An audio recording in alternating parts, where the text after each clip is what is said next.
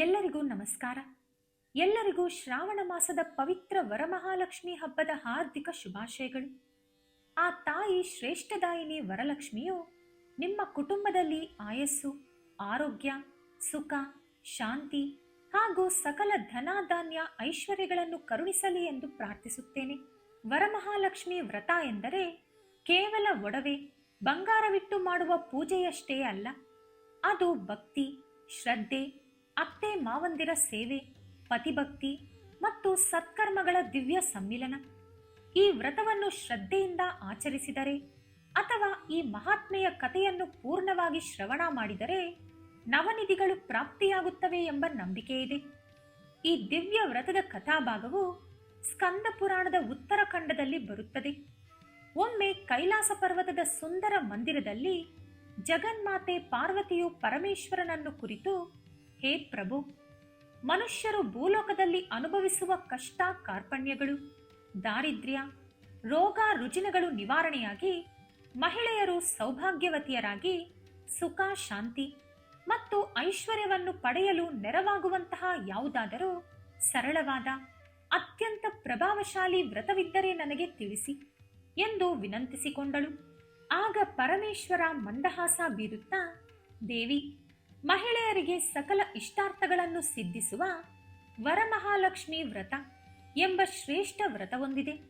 ಇದನ್ನು ಶ್ರಾವಣ ಮಾಸದ ಪೌರ್ಣಮಿಗೆ ಮುನ್ನ ಬರುವ ಶುಕ್ರವಾರದಂದು ಆಚರಿಸಬೇಕು. ಈ ವ್ರತದ ಮಹತ್ವವನ್ನು ತಿಳಿಸುವ ಸುಂದರ ಇತಿಹಾಸವೊಂದನ್ನು ವಿವರಿಸುತ್ತೇನೆ, ಕೇಳು ಎಂದು ಕಥೆಯನ್ನು ಆರಂಭಿಸಿದರು. ಪೂರ್ವದಲ್ಲಿ ಮಗಧ ದೇಶದಲ್ಲಿ ಕೊಂಡಿನಪುರ ಎಂಬ ವೈಭವೋಪೇತವಾದ ಸುಂದರ ನಗರವಿತ್ತು.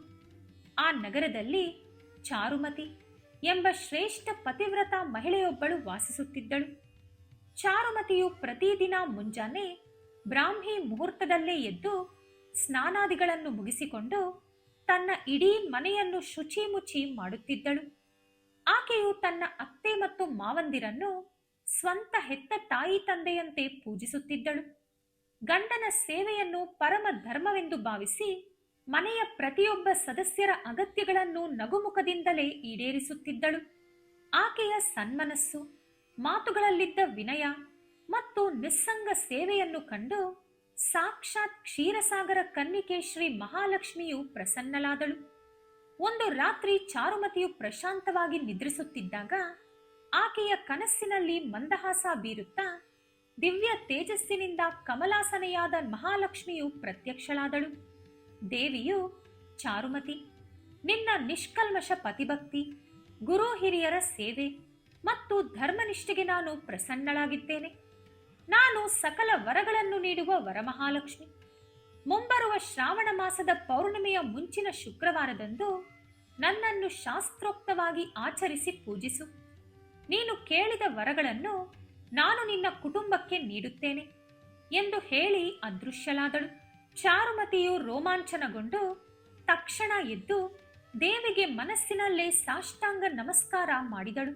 ಬೆಳಗಾಗುತ್ತಿದ್ದಂತೆ ಈ ದಿವ್ಯ ಕನಸಿನ ವೃತ್ತಾಂತವನ್ನು ತನ್ನ ಪತಿ, ಅತ್ತೆ ಮಾವಂದಿರಿಗೆ ಹಾಗೂ ನೆರೆಹೊರೆಯ ಮಹಿಳೆಯರಿಗೆ ವಿಸ್ತಾರವಾಗಿ ವಿವರಿಸಿದಳು. ನಗರದ ಪ್ರತಿಯೊಬ್ಬ ಮಹಿಳೆಯು ಈ ವ್ರತವನ್ನು ಆಚರಿಸಲು ಅತ್ಯಂತ ಉತ್ಸುಕರಾದರು. ಶ್ರಾವಣ ಶುಕ್ರವಾರದ ಶುಭ ದಿನದಂದು ಚಾರುಮತಿಯ ನೇತೃತ್ವದಲ್ಲಿ ಕೊಂಡಿನಾಪುರ ಸಕಲ ಸಿದ್ಧತೆಗಳಿಂದ ಕಂಗೊಳಿಸಿತು. ಪ್ರತಿಯೊಬ್ಬರು ತಮ್ಮ ಮನೆಗಳ ಮುಂದೆ ರಂಗೋಲಿ ಹಾಕಿ ಮಾವಿನ ತೋರಣ ಕಟ್ಟಿ ಮನೆಯ ಮಧ್ಯಭಾಗದಲ್ಲಿ ಮಂಟಪವನ್ನು ನಿರ್ಮಿಸಿದರು. ಮಂಟಪದಲ್ಲಿ ಅಕ್ಕಿ ಅಥವಾ ಧಾನ್ಯದ ಪೀಠದ ಮೇಲೆ ತಾಮ್ರ ಅಥವಾ ಬೆಳ್ಳಿಯ ಕಲಶವನ್ನು ಇಟ್ಟು ಅದರಲ್ಲಿ ನೀರು, ಅಕ್ಷತೆ, ನಾಣ್ಯ, ಅಡಿಕೆ ಮತ್ತು ಸುಗಂಧಿತ ದ್ರವ್ಯಗಳನ್ನು ತುಂಬಿದರು. ಕಲಶದ ಮೇಲೆ ಮಾವಿನ ಎಲೆಗಳು ಹಾಗೂ ತೆಂಗಿನಕಾಯಿಯನ್ನಿಟ್ಟು ತೆಂಗಿನಕಾಯಿಗೆ ಅರಿಶಿನ ಕುಂಕುಮದಿಂದ ದೇವಿಯ ಮುಖವಾಡವನ್ನು ಸಿದ್ಧಪಡಿಸಿ ಸೀರೆ ಹಾಗೂ ಆಭರಣಗಳಿಂದ ಮಹಾಲಕ್ಷ್ಮಿಯನ್ನು ದಿವ್ಯವಾಗಿ ಅಲಂಕರಿಸಿದರು. 9 ಗಂಟುಗಳಿರುವ ನೂಲಿನ ದಾರವನ್ನು ಸಿದ್ಧಪಡಿಸಿ ಪೂಜೆಯಲ್ಲಿಟ್ಟು 9 ರೂಪಗಳಲ್ಲಿ ಲಕ್ಷ್ಮಿಯನ್ನು ಆವಾಹನೆ ಮಾಡಿ ಪೂಜಿಸಿದರು. ದೇವಿಗೆ ಪ್ರಿಯವಾದ ಮೊಸರನ್ನ, ಪಾಯಸ, ಲಡ್ಡು, ವಡೆ ಹಾಗೂ ನಾನಾ ಬಗೆಯ ಭಕ್ಷ್ಯ ಫಲಗಳನ್ನು ಅರ್ಪಿಸಿ ಆರ್ಘ್ಯ ನೀಡಿದರು.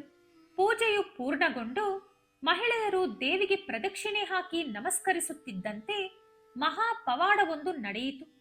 ಚಾರುಮತಿ ಸೇರಿದಂತೆ ಅಲ್ಲಿದ್ದ ಸಕಲ ಮಹಿಳೆಯರ ದೇಹದ ಮೇಲೆ ದಿವ್ಯವಾದ ರತ್ನಖಚಿತ ಆಭರಣಗಳು, ನೂತನ ರೇಷ್ಮೆ ಸೀರೆಗಳು ಮೈಗೂಡಿದವು. ಅವರ ಬಡತನದ ಮನೆಗಳು ರತ್ನ ಬಂಗಾರ, ಧಾನ್ಯಗಳಿಂದ ತುಂಬಿದ ಸೌಧಗಳಾಗಿ ಬದಲಾದವು. ಕೊಂಡೆನಾಪುರದಲ್ಲಿ ಸಕಲ ಸೌಭಾಗ್ಯಗಳು ಮನೆ ಮಾಡಿದವು. ಅಂದಿನಿಂದ ಈ ವ್ರತವು ಜಗತ್ತಿನಾದ್ಯಂತ ಪ್ರಸಿದ್ಧಿಯನ್ನು ಪಡೆಯಿತು. ಪ್ರಿಯ ಬಂಧುಗಳೇ, ಈ ಮಹಾಲಕ್ಷ್ಮಿಯ ದಿವ್ಯ ವ್ರತಕತೆ ಹಾಗೂ ಮಹಿಮೆ ನಿಮಗೆ ಆನಂದ ಮತ್ತು ಭಕ್ತಿಯನ್ನು ನೀಡುತ್ತಿದ್ದರೆ ದಯವಿಟ್ಟು ಈ ವಿಡಿಯೋವನ್ನು ಲೈಕ್ ಮಾಡಿ, ನಮ್ಮ ಚಾನೆಲ್ ಅನ್ನು ಸಬ್ಸ್ಕ್ರೈಬ್ ಮಾಡ್ಕೊಳ್ಳಿ. ಹಾಗೆ ಕಮೆಂಟ್ ಬಾಕ್ಸ್ನಲ್ಲಿ ಭಕ್ತಿಯಿಂದ ಓಂ ಶ್ರೀ ಮಹಾಲಕ್ಷ್ಮಿ ನಮಃ ಎಂದು ಟೈಪ್ ಮಾಡಿ ತಾಯಿಯ ಕೃಪೆಗೆ ಪಾತ್ರರಾಗಿ. ಈಗ ನಾವು ಮಹಾಲಕ್ಷ್ಮಿಗೆ ಸಂಬಂಧಿಸಿದ ಇತರ ವಿಸ್ತೃತ ಪೌರಾಣಿಕ ಕಥೆಗಳನ್ನ ಕೇಳೋಣ.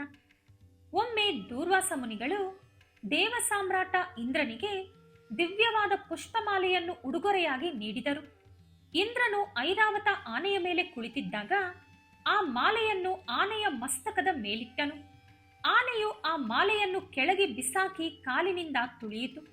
ಇದರಿಂದ ಕೋಪಗೊಂಡ ದೂರ್ವಾಸರು, ನಿನ್ನ ಸಕಲ ವೈಭವ, ಸಂಪತ್ತು ಮತ್ತು ದೇವಲೋಕದ ಲಕ್ಷ್ಮಿಯು ನಾಶವಾಗಲಿ ಎಂದು ಶಾಪ ನೀಡಿದರು.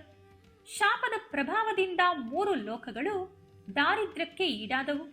ಕೊನೆಗೆ ವಿಷ್ಣುವಿನ ಅಭಯದಂತೆ ದೇವ ದಾನವರು ಸೇರಿ ಮಂದರ ಪರ್ವತವನ್ನು ಮಥನ ದಂಡವಾಗಿ, ವಾಸುಕಿ ಹಾವನ್ನು ಹಗ್ಗವಾಗಿ ಮಾಡಿಕೊಂಡು ಕ್ಷೀರಸಾಗರವನ್ನು ಮತಿಸಿದರು. ಸಾಗರದಿಂದ ಹಾಲಾಹಲ, ಉಚ್ಚೈಶ್ರವಾಸ್, ಕಾಮಧೇನು ಬಂದ ನಂತರ ದಿವ್ಯ ಕಮಲದ ಮೇಲೆ ಮಹಾಲಕ್ಷ್ಮಿಯು ಪ್ರತ್ಯಕ್ಷಳಾದಳು. ದೇವಿಯು ಸಕಲ ದೇವತೆಗಳನ್ನು ದಾಟಿ ಧನಮೂರ್ತಿಯಾದ ಶ್ರೀಮನ್ ನಾರಾಯಣನ ವಕ್ಷಸ್ಥಳವನ್ನು ತನ್ನ ಶಾಶ್ವತ ನಿವಾಸವಾಗಿ ಆಯ್ದುಕೊಂಡಳು.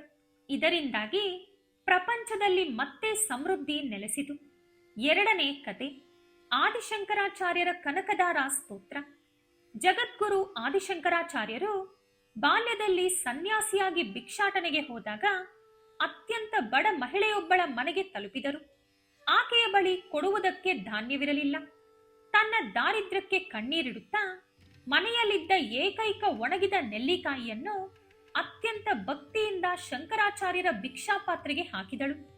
ಆಕೆಯ ನಿಸ್ವಾರ್ಥ ಉದಾರತೆಯನ್ನು ಕಂಡು ಶಂಕರಾಚಾರ್ಯರ ಮನಸ್ಸು ಕರಗಿತು.